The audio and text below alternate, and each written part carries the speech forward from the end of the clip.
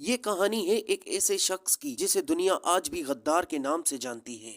آج سے تقریباً 264 سال پہلے اس شخص نے ایک ایسا کارنامہ انجام دیا تھا جس نے ہندوستان کو اگلے 200 سالوں تک انگریزوں کا غلام بنا دیا تھا۔ جی ہاں، ہم بات کر رہے ہیں اس غدار کی جسے تاریخ میر جعفر کے نام سے جانتی ہے۔ جعفر علی خان سن آف سید احمد نجفی، جو ایک عرب قبیلے سے تعلق رکھتا تھا اور اس کا تعلق ایک غریب فیملی سے تھا۔ ان دنوں بنگال کے نواب علی وردی خان تھے اور میر جعفر نے انہی کی دور میں بنگال کی فوج میں ایک سپاہی کی نوکری شروع کی تھی۔ میر جعفر نے سن 1741 کو علی وردی خان کے بھتیجے شوکت جنگ کو ایک حملے سے بچایا تھا، جس بنا پہ وہ نواب علی وردی خان کے قریب آ گیا تھا۔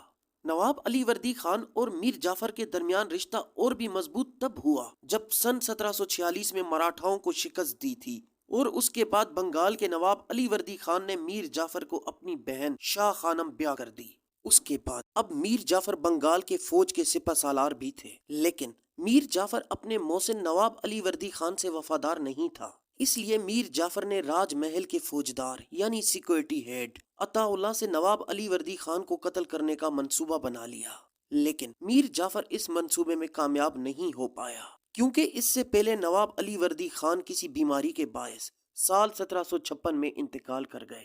نواب علی وردی خان کے بعد ان کے 23 سالہ نواسے سراج الدولہ کو نیا نواب مقرر کیا گیا۔ نواب سراج الدولہ ایک نیک انسان تھے، لیکن میر جعفر کی سوچ صرف تخت حاصل کرنے پر ہی ٹکی ہوئی تھی، اور تخت حاصل کرنے کے لیے بس کسی موقع کی تلاش میں ہی تھا۔ ایسٹ انڈیا کمپنی کو کلکتہ میں ایک مخصوص جگہ ملی ہوئی تھی تاکہ وہ اپنی تجارت اور مال کی حفاظت کر سکیں، لیکن انگریز اس بات کا ناجائز فائدہ اٹھا رہے تھے اور وہاں پر خفیہ طور پر اپنی آرمی بڑھا رہے تھے۔ اس بات سے نواب سراج الدولہ ناخوش تھا، اس لیے نواب سراج الدولہ نے متحد انگریز فوجیوں کو گرفتار بھی کیا۔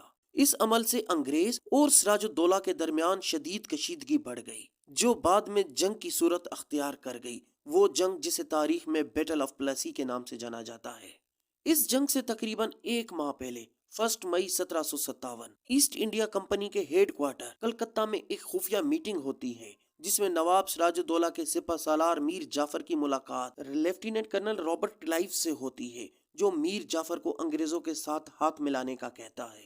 جیسا کہ میر جعفر پہلے سے ہی نواب سراج الدولہ کو راستے سے ہٹانا چاہتا تھا، تو بلا جھجک وہ انگریز لیفٹیننٹ سے ہاتھ ملا لیتا ہے، اور بدلے میں میر جعفر کو نواب آف بنگال بنانے کا وعدہ بھی کیا جاتا ہے۔ آخرکار 23 جون 1757 انگریز اور نواب سراج الدولہ کی فوج کے درمیان جنگ شروع ہوئی۔ اس جنگ میں نواب سراج الدولہ کے پاس 50,000 مسلح فوج تھی، جبکہ دوسری طرف رابرٹ کلائیو کے پاس صرف 3,000 کی فوج تھی۔ اتنی مسلح فوج کے ہونے کے باوجود سراج الدولہ یہ جنگ ہار گئے۔ پلاسی کے مقام پر ہونے والی اس جنگ نے ہندوستان کو اگلے 200 سالوں تک انگریزوں کا غلام بنا دیا تھا۔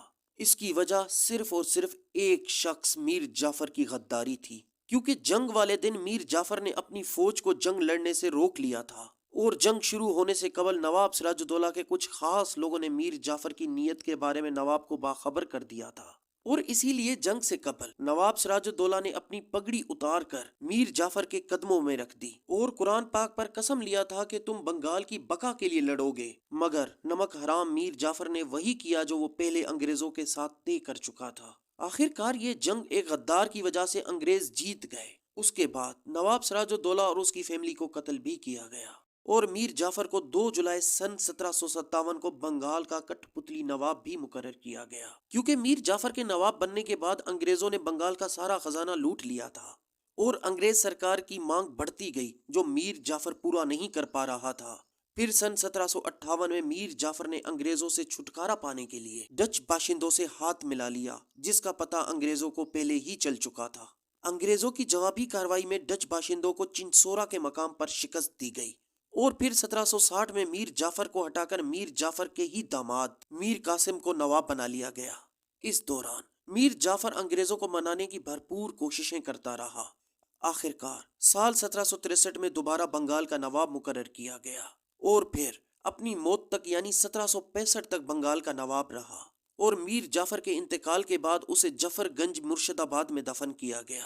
اور آج بھی بھارتی ریاست ویسٹ بنگال میں ایک قلعے کے کھنڈرات موجود ہیں، جس کا نام یونیسکو کے ڈاکومنٹس میں دی ٹریٹرس گیٹ ہے۔ یہ وہی محل ہے جہاں میر جعفر رہا کرتا تھا۔